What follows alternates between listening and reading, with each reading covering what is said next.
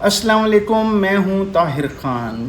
آپ کو یہ جان کر بہت حیرانی ہوگی کہ امریکہ کی سب سے مہنگی وار مشین جسے F-35 5th generation stealth fighter jet کہا جاتا ہے، وہ اس وقت ریڈار سسٹم کے بغیر تیار اور پروڈیوس ہو رہی ہے۔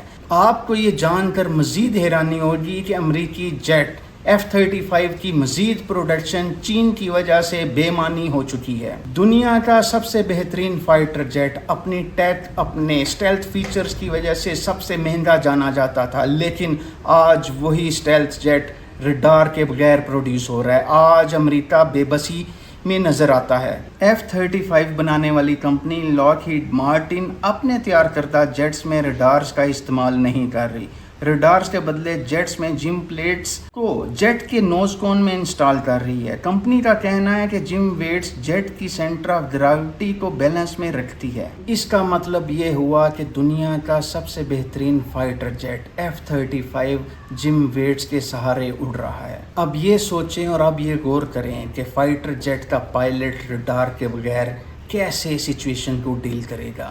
فائٹر جیٹ کا پائلٹ بالکل بلائنڈ ہوگا، اس کو نہیں معلوم ہوگا کہ اس کے ارد گرد جو جیٹ موجود ہیں وہ کون سے ہیں۔ اس کو یہ بھی معلوم نہیں ہو سکے گا کہ اس کے ارد گرد جیٹس اس کے دشمن کے ہیں یا اس کے اپنے ساتھی ہیں۔ ایک سب سے اہم بات، آج کی تاریخ میں امریکہ F-35 فائٹر جیٹ بغیر ریڈار سسٹم کے ایکسپورٹ کرنے پر مجبور ہے۔ اب یہ بھی سوچیں، اگر کوئی ملک F-35 جیٹ بغیر ریڈار کے خریدتا ہے تو اس کی سچویشن کیا ہوگی۔ کوئی بھی ملک پسند نہیں کرے گا کہ F-35 فائٹر جیٹ جو دنیا کا بہترین جانا مانا فائٹر جیٹ ہے اس کو خریدے اور بغیر ریڈار سسٹم کے خریدے۔ یہاں پر سب سے اہم سوال پیدا ہوتا ہے کہ آج امریکہ جیسی سپر پاور اس سچویشن میں اس سٹیج پر کیسے پہنچی۔ یہ سب سے اہم سوال ہے اور آج کے ولاگ میں ہم یہ سچویشن بھی آپ کو ایکسپلین کریں گے۔ آپ کو یاد کراتے چلیں، گزشتہ برس امریکی صدر ڈونلڈ ٹرمپ نے مارچ کے مہینے میں دنیا بھر کے اہم ممالک پر معاشی پابندیاں بھی لگائی تھی اور ٹیرف کا نفاذ کیا تھا۔ ان کی طرف سے کہا گیا تھا کہ دنیا میں سے جہاں سے بھی ہم چیزیں امپورٹ کریں گے ہم اپنے ملک آمد پر ان پر ٹیرف لگائیں گے۔ دنیا کے دیگر ممالک کی طرح چین پر بھی ٹیرف کا نفاذ کیا گیا ہے۔ جوابی کارروائی کرتے ہوئے چینی حکومت کی طرف سے چین سے امریکہ ایکسپورٹ ہونے والی ریئر ارتھس جن کو نایاب دھاتیں بھی کہا جاتا ہے ان کی ایکسپورٹ پر پابندی لگا دی گئی۔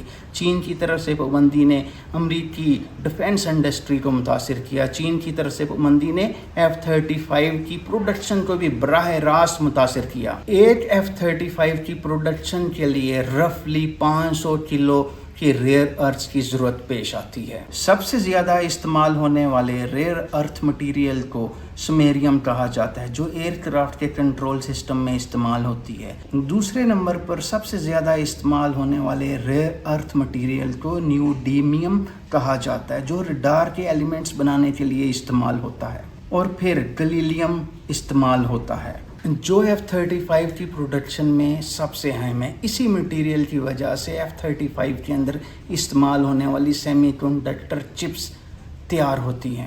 جیسے ہی چین کی طرف سے ریئر ارتھس کی ایکسپورٹ پر پابندی لگی، امریکہ میں F-35 کی پروڈکشن متاثر ہوگی۔